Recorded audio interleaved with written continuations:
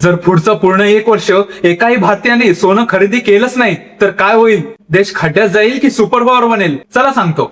आपण भारतीय दरवर्षी जवळपास 750 टन सोनं इम्पोर्ट करतो. याचं बिल किती माहितीये? तब्बल 52 अब्ज डॉलर्स, म्हणजे 4.5 लाख कोटी रुपये आपण दुसऱ्या देशांना देतो.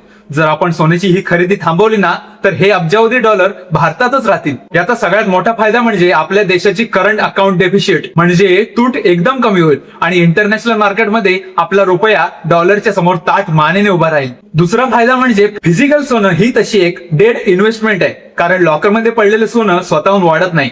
तेच पैसे जर तुम्ही stock, share market, mutual fund किंवा नवीन बिझनेस मध्ये लावले तर मार्केटमध्ये पैसा फिरेल. देशात नवीन उद्योग, स्टार्टअप आणि कंपन्या उघडतील आणि देशात हजारो नोकऱ्या तयार होतील. पण थांबा, पिक्चर मध्ये मोठा ट्विस्ट आहे. हे सगळं जितकं भारी वाटतंय ना तितकंच डेंजर पण आहे.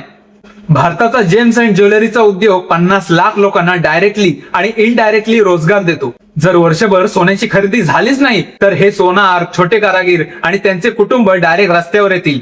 भयंकर बेरोजगारी पसरेल. आणि दुसरं म्हणजे सोन्यावर 6% कस्टम ड्युटी आणि 3% जीएसटी लागतो. हा टॅक्स जर बुडाला ना तर सरकारच्या तिजोरीला हजारो कोटींचं नुकसान होईल. आणि संपूर्ण जगात काय होईल माहितीये? भारताने जर सोन्याकडे पाठ फिरवली ना तर इंटरनॅशनल मार्केटमध्ये सोन्याच्या किमतीवर प्रचंड मोठं प्रेशर येईल.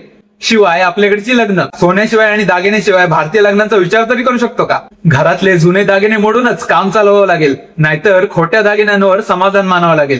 थोडक्यात काय तर सोनं घ्यायचंच नाही. हे असं करणं प्रॅक्टिकल अजिबात नाही. तुम्हाला काय वाटतं? मोदींनी केलेलं हे सोन्याच्या खरेदीविषयीचं स्टेटमेंट बरोबर आहे का? तुमचं मत कमेंटमध्ये नक्की सांगा आणि अशाच माहितीसाठी आपल्या पेजला फॉलो नक्की करा. जय हिंद, जय महाराष्ट्र.